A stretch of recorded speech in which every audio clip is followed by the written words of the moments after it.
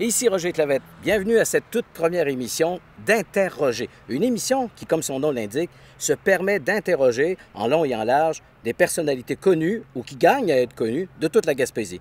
Et pour notre première émission, notre premier invité, Irvin Blais, le très populaire chanteur country. Et nous sommes aujourd'hui à Cloridorme, une coquette municipalité de l'estuaire du Saint-Laurent. Irvin Blais a gentiment accepté de se laisser interroger. Bonne émission.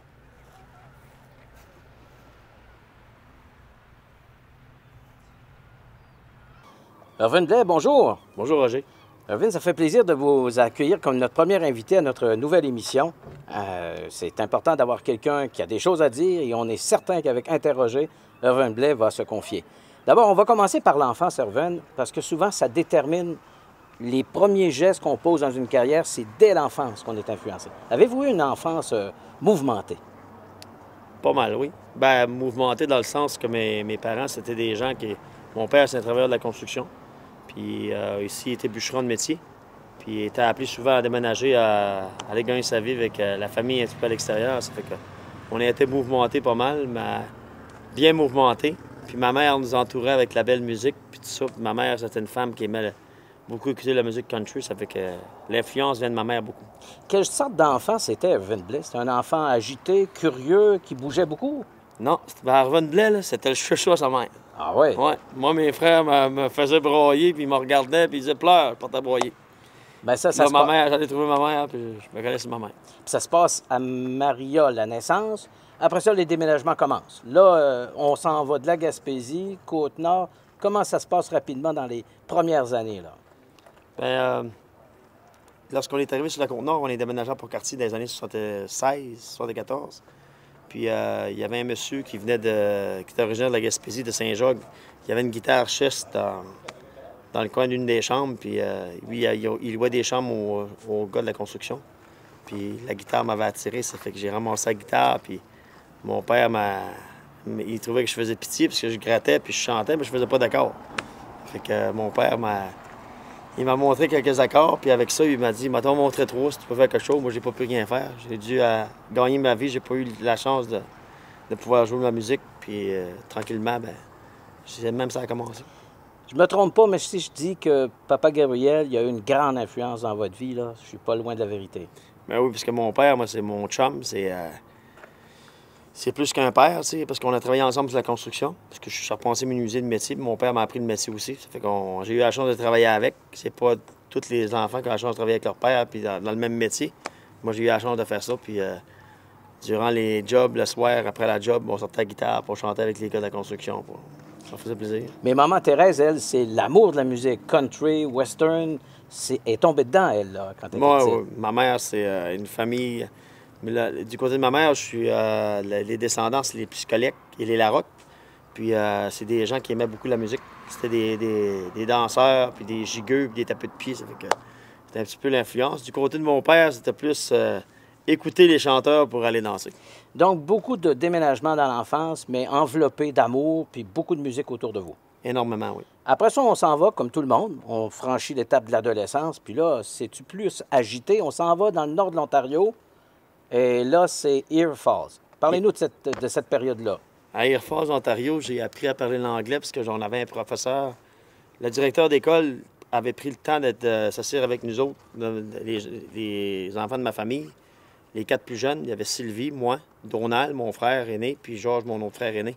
Puis on allait à la polyvalente à Ear Falls, puis on nous a appris à parler l'anglais. Bien, moi, j'avais appris plus vite que mes frères puis ma sœur. Puis donc, c'est moi qui allais à l'hôpital avec les petites Québécoises compter leurs maladies, leurs problèmes de... Oui, parce qu'il y avait un médecin local qui parlait anglais uniquement. Oui. Puis là, Irvin Blais devient traducteur officiel. Vous n'avez même pas 15 ans encore, là. Oui. OK, c'est comme ça que vous avez appris l'anglais. Oui, on a appris l'anglais, puis les termes médicaux assez vite, parce que les petites madames me disaient qu'elle avait un petit mal de ventre. Il fallait que j'explique au médecin qu'elle avait un petit mal de ventre. Vous deviez être populaire là, auprès des femmes du lac Saint-Jean qui étaient là-bas et qui étaient prisonnières. Il y avait besoin d'un traducteur. Oui. Là, il arrive un grand drame. Je pense qu'il y a un incendie à Ear Falls. Oui. Et là, votre papa qui va perdre son emploi avec ça, là. Oui, bien, on a été expropriés. Ils ont fermé le village. Puis ils ont réouvert le village après l'incendie. Ça a eu lieu dans les années 79-80.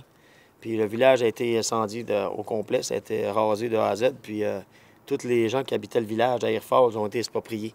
Puis nous autres, on a dû quitter parce qu'on n'avait plus le choix. Tous les bûcherons en foresterie, ils ont dû quitter la forêt pour sortir du bois parce que c'était un gros feu de forêt. Aujourd'hui, ça a recommencé.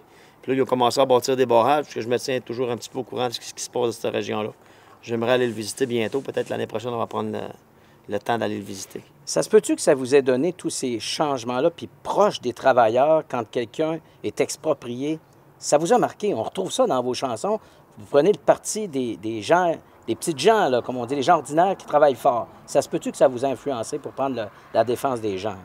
Oui, mais la première des choses, j'étais un petit gars ordinaire. La popularité m'a pas monté à la tête, puis je vais rester autant que je suis là comme je suis. Puis d'être proche du monde, ben, pour moi, la première des choses, c'est que, étant jeune, j'avais des idoles comme chanteur, puis j'aurais aimé qu'ils prennent le temps de nous donner la main pour nous dire juste un petit bonjour. Mais dans la mentalité des artistes, c'est d'être froid durant les tests de son, puis on salue le monde si c'est froid, puis d'aller dans la loge. Mais moi, je ne vais jamais dans ma loge. Je ne connais pas la loge. Je m'approche du monde, puis je vais écouter les gens, qu'est-ce que les gens ont raconté. En Gaspésie, le monde, on a un coin de pays qui est exceptionnel, puis que je trouve qu'on est délaissés nous autres mêmes, parce qu'il n'y a personne qui est ici pour nous faire créer de l'emploi, puis tout ça, on doit s'exproprier, aller ailleurs, puis nos racines sont dans nos villages. Puis il n'y a rien de plus pire qu'une personne, c'est d'enlever une personne à sa famille, à ses racines pour le sortir, de s'adapter aux nouvelles traditions, puis tout ça, c'est pas évident.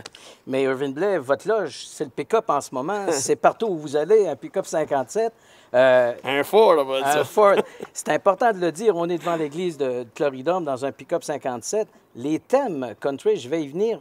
Pour l'instant, j'aimerais revenir tout de suite à vos débuts, parce qu'on part de Air Falls, puis là, on commence la chanson tranquillement en Gaspésie. Oui. Comment ça se passe la première fois que vous chantez? Je pense que c'est à Matane. Oui, Festival de la Crevette. Dans le temps, les gens de Matane appelaient ça le Festival de la canette. La Il y avait canette. plus de canettes que de crevettes. Ça pouvait arriver qu'il y ait un mélange, là. Oui. J'ai commencé là avec M. Patrick Gagné, qui était un chanteur un petit peu de la région de Matane, qui était l'enfant chéri du monde de la musique country. Il y avait Bobby Tremblay aussi, qui était animateur de radio à CHRM, à Matane. Puis ils m'ont invité à aller chanter une chanson durant le festival. Puis le soir, c'était le spectacle de Patrick Normand. Patrick Normand rendait hommage dans ce temps-là à M. Kenny Rogers. Ça fait que j'avais chanté une chanson de la famille d'Arèche. Ah oui? Parce que c'est incrusté dans nos racines en Gaspésie que t'as le crucifix puis t'as 33 tours de Julie et les frères Duguay. À part de ça, si t'as pas ça, là, t'es pas gaspésien, je pense. Ça, c'est le Chac du pêcheur. Patrick Normand a déjà chanté là. Oui. Là, c'est le baptême vraiment. On prend goût, là, on se voit rêver. Est-ce qu'on pense déjà, à 40 ans déjà, si je pouvais faire comme Johnny Farago, j'aimerais ça chanter comme... Vous le chantez dans vos chansons. On y pense déjà, là, en Gaspésie, à ce moment-là, quand vous commencez vos premières chansons. La petite gloire commence à scintiller dans vos yeux. Là. Oui, bien, c'est un peu le rêve de tous les jeunes de pouvoir gagner sa vie dans le domaine artistique, parce que de près ou de loin, on est chéri du public, puis on est comme une image aussi, là, parce que les gens s'idolifient à nous autres, puis il y a des gens qui vont faire la mode, ils vont suivre notre mode, ils vont suivre nos vêtements, la manière qu'on agit, puis tout ça. Mais c'est pas donné à tout le monde de réussir, surtout au Québec, puis surtout dans la musique country, c'est pas évident. Ouais. Parce qu'on est une musique qui est un petit peu, entre parenthèses, ignorée du côté médiatique.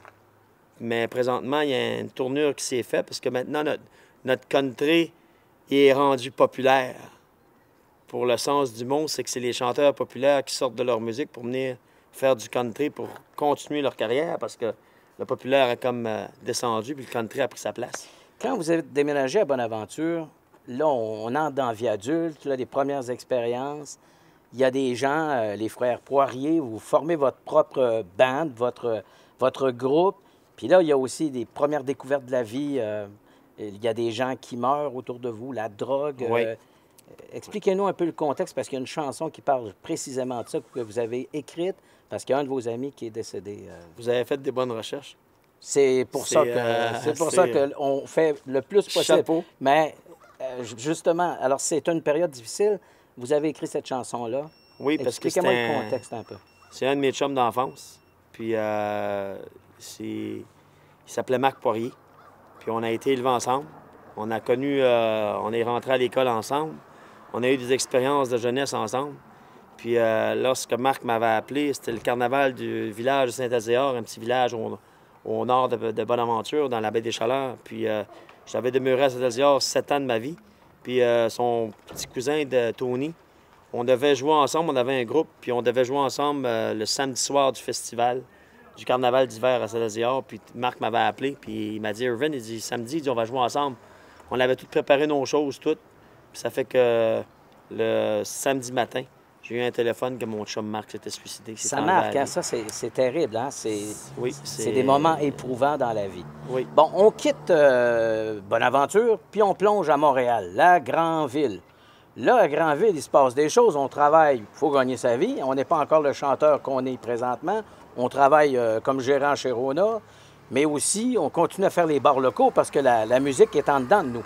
Ça doit être une période assez spéciale. Les bars locaux, on n'a pas toujours l'attention des gens autour de nous, là. Non, c'est pas évident non plus. Puis à Montréal, bien, il y a beaucoup de chanteurs. C'est une plaque tournante du côté médiatique pour la musique. Puis il y a beaucoup de chanteurs qui viennent... Ça arrive d'un peu partout. Ça vient de l'Abitibi, de la Gaspésie, du Saguenay-Lac-Saint-Jean, de l'Acadie, des îles de la Madeleine. Puis tous et chacun veulent faire leur place. C'est pas évident. Mais j'ai chanté avec plusieurs, mais je m'avais jamais avancé. Okay. Je faisais des spectacles. Puis avant les ouvertures de spectacles, je chantais pour les artistes comme Julie Darèche, Patrick Normand, Claude Martel, Bernard Harvey, bon, il y en a eu plusieurs, Céline et Guylaine Royer, Roger Miron, Lévi Bouliane. Roger Miron, oui, c'est des gens qui ont apporté beaucoup Lucille à la musique. Starr, Okay. Madame Lucille Starr, de la chanson « Quand le soleil dit bonjour aux montagnes ». Puis on faisait beaucoup aussi les soirées pour ramasser des fonds pour la paralysie cérébrale à Montréal. C'était très populaire. On allait dans les bars pour ramasser des fonds, on chantait toute la nuit. C'est toujours les jeunes qui n'étaient pas connus qui faisaient la nuit. Puis les connus, eux autres, ils faisaient les jours, les meilleures heures de la journée. Mais on n'a jamais chiolé, on a toujours pris de l'expérience avec le temps. Puis aujourd'hui, ça a porté fruit.